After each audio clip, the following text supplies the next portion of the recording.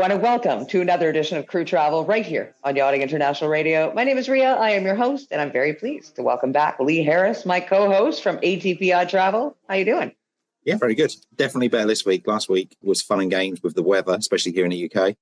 The storm burst as well at the end of the week, and the weekend caused a bit of havoc. But no, this week seems to be a lot better, thankfully. You were in Amsterdam, where, of course, this time of year it's pretty chilly and rainy and windy, as we saw from a lot of the photographs. But you went back to the UK and you had, what, a snowstorm, didn't you? We did, yeah. It was from the frying pan into the fire, to be quite honest. Amsterdam, in contrast to the UK, was lovely. It was a little bit of rain, but it was bright. There was a little bit of a chill, but it was nice. But yeah, came back to the UK and yeah, we had our first snow of the winter season. So the kids loved it. I didn't quite so much, being in the travel industry. I don't think anybody over the age of childhood really enjoys that kind of weather, especially when they have to go to work every day and deal with the roads and the slush and the slime and the black ice and everything else that goes along with it. Yeah, it's the UK, isn't it? We're not geared up for any other weather than just the normal. If it gets too hot, the roads melt, and if it gets too cold, everything shuts down. Yeah. I feel bad because I took a bit of that last week off and I was prancing around the island in beautiful sunny weather and hitting the beach, and it was wonderful here. Very nice. Living the dream. That's what it is, Ria. You're living the dream. Always living the dream. Work is work, no matter where it is that you live. Indeed. What's going on in the world of travel? Spain consumer rights industry is kicking off. So on Friday, Spain's Consumer Rights Ministry fined 5 low-cost carriers a whopping 179 million euros for so-called abusive practices. These are the biggest sanctions issued by the ministry and emanate from an investigation into the budget airline industry. The so-called abusive practices and violations of consumer rights included charging for larger carry-on luggage, seat selection, and asking for a disproportionate amount to print boarding passes at terminals.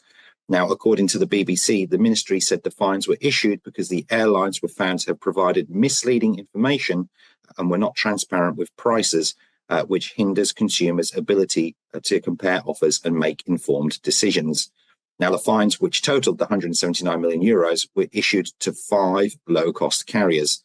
Ryanair were hit with 112 million euros, Vueling 41 million euros, EasyJet 30 million euros, Norwegian Airlines 1.7 million euros, and Velotia 1.3 million euros. Now, the ministry calculated each fine based on the illicit profit obtained by each airline from these practices. It's interesting because years ago, you could take your carry-on luggage if it was a certain size.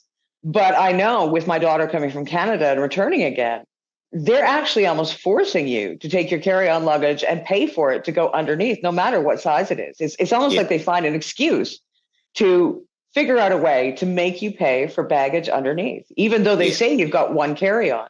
My daughter's recent experience, she said her purse, the purse that she has her passport and her money in, they classified that as carry-on. Yeah, it's crazy. I think this is the thing, what people need to realize as well when they're going on to compare costs from commercial to low-cost carriers. They'll see that there's a big disproportion between what low-cost is quoted a fare at and what the commercial carrier is. And I think that's really cheap. But the reality is, after you've clicked through 3 or 4 pages of that low-cost carrier, when you add everything into it, there's not really going to be a massive difference in the cost. Because you get stung for everything, literally everything you want, food, your baggage, it's fast track security or this or that. It all adds up. And by the time you get to that page where you've got to put your credit card details into that booking price, it's not going to be anywhere near what you were quoted on that original. And as I keep going back to my daughter, but she's had a nightmare travel experience, but she booked through a third party, one of those sites where you can find the cheapest deals and whatever. And she booked her priority seating. But when she got to the airline gate, they didn't honor it. And they said, not our problem because you booked through a third party. So essentially saying, unless you come direct to us to book your priority seating, then we're not going to honor it. So where does that leave the travel industry? Like, if they're not going to honor anybody but their own booking system, then they might as well get rid of Expedia. They might as well get rid of all the other ones because they're not honoring anything. Yeah, it's difficult. Obviously, I don't know what website that your daughter booked from, but what I would say, we as travel agents ourselves, we can, our reservation system, we can go into certain airlines and we can see the seat plan and all the rest of it. And we can book stuff and we can use The same way we would issue a ticket, we can issue what they call an EMD, which will pay for the seat that you want. We can do that. Not every airline can do it because they may not be on the same reservation system as us. What we would do personally, though, is, like you say, go directly to that airline's website, though, and pay for it through there. We wouldn't go to a third-party supplier because it's just another person in the wheel that you've got to then go through to hope that they then do what you've asked them to do. I think any reputable travel agent would, if they could book it themselves in the system like we do everything else, they'd do it that way because that's the easiest and quickest way to get it done. If not, they would then go directly to the airline's website and book it on there. Yeah, I can tell you the extra cost was about 560 euros. So if she had gone through Lee, sorry, she didn't, but if she had gone through Lee, she probably would have paid a little bit less than that, but never had an issue the entire way. Exactly right. That's the thing, isn't it? I think you have to weigh up.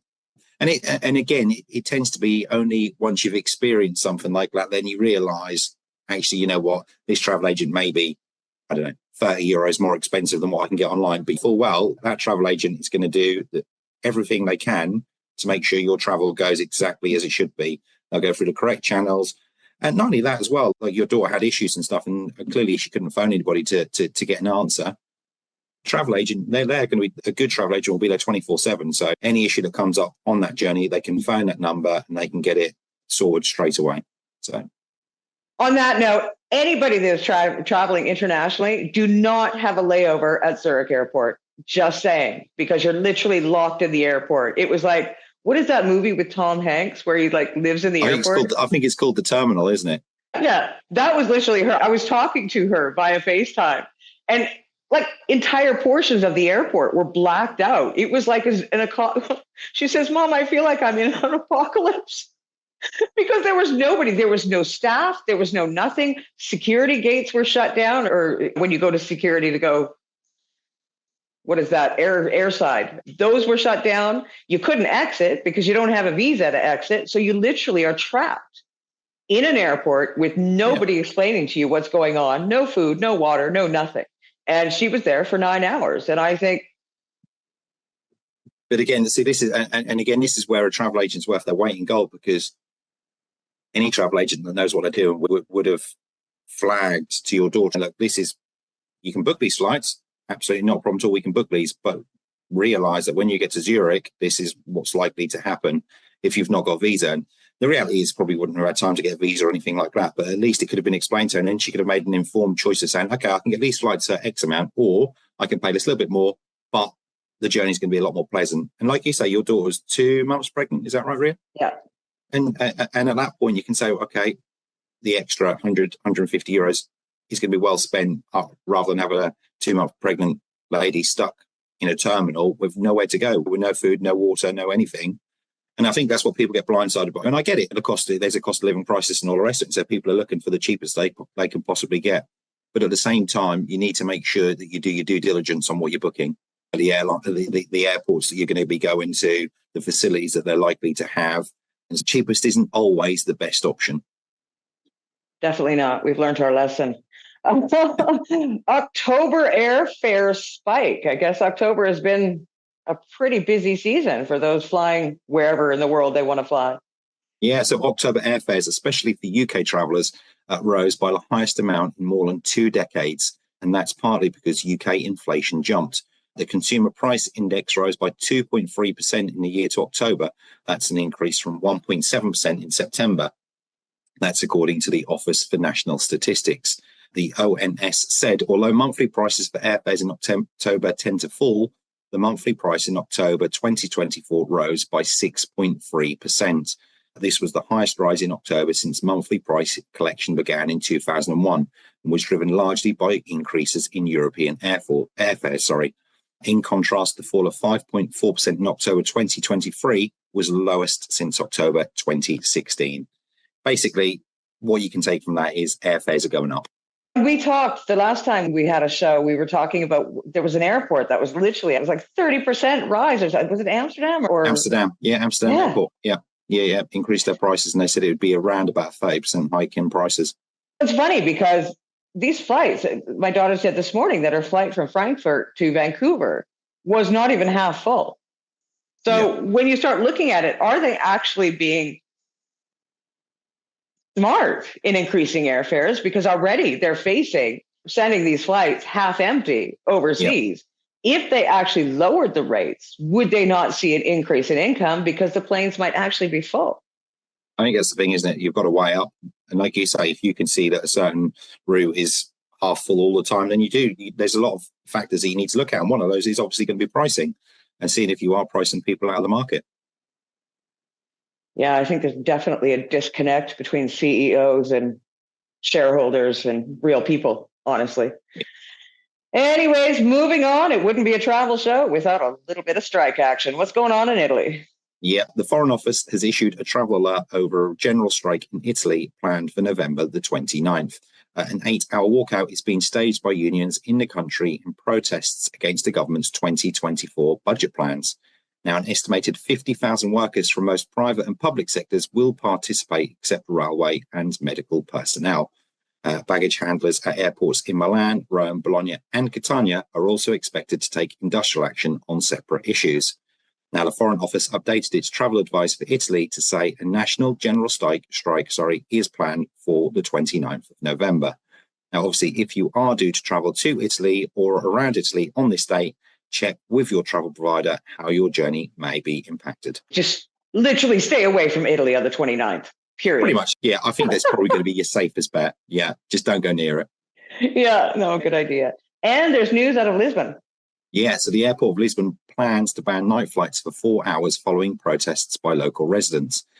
Portugal's Minister for Infrastructure and Housing said that flights will be banned from 1 a.m. to 5 a.m. in the morning. The minister continued by saying that in the light of ongoing criticism from municipalities, mayors and citizens concerning the noise caused by aeroplanes and pollution, the move to ban flights for 4 hours is a giant step forward. Campaign groups, including the non-governmental organisation Zero, said that the current regular cap on the number of night flights, which is limited to 92 per week, is continuously being exceeded by the airports and airlines, so the 4-hour ban is much needed. Further, in a bid to deal with the increasing number of visitors to Portugal, several cities have also introduced permanent tourist taxes. Authorities in Lisbon, for example, have begun charging all those over the age of 12 with a tourist tax of €4 per person per night for the first 7 nights of their stay. What a world, what a world. And Air Tahiti has news. Yeah, so in a major blow to yacht crew working in French Polynesia, Air Tahiti Nui have announced the axing of the popular Seattle to Paris route as from January 2025. Now, with flights into French Polynesia for European crew difficult at the best of times, the cancellation of the Air Tahiti Nui flight from Seattle to Paris and vice versa is a major blow as it carried on to Papeete in French Polynesia after touching down in Seattle. This now leaves the only real viable route via Los Angeles, which all yacht crew will know can be a very difficult airport to transit through. Now, not only does this cause headaches for crew travelling to and from French Polynesia for work, yacht management companies are likely to notice a hike in price. That's because the demand for flights via the only viable alternative, Los Angeles, are likely to increase significantly. Oh, so that's your good news for this week, guys. Oh, happy Tuesday. I know, right? I don't know. It's funny because I noticed that week that I took off, it was like this rain cloud has drifted away from over top of my head because I wasn't on social media. But I thought you were going to say because you didn't speak to me for a week. Well, that too. Anyway, Lee, and I have to say to all crew out there, if you are interested in contacting Lee, we have all of his information below this interview when it airs. And if you do have a question that you want aired on the travel show next week, we will do that as well. Lee, I want to say thank you again, and hopefully you don't have any more snowstorms in England in the next little while. Keep our fingers crossed. It seems to be a bit better today, so hopefully it's going to hold off. Yes, doesn't look like snow here. Oh, yeah. What are you sitting in? About 25 degrees, I suppose. It's been a regular 20, actually, 21, 22. And if you're in the sun without the wind, about 25, 26, yeah. Oh, yeah, my heart bleeds for you. That's okay. Last year you were in New Zealand, so let's not even go there. Once again, thank you, Lee Harris from ATPI Travel. My name is Ria. I have been your host. We'll see you again next week.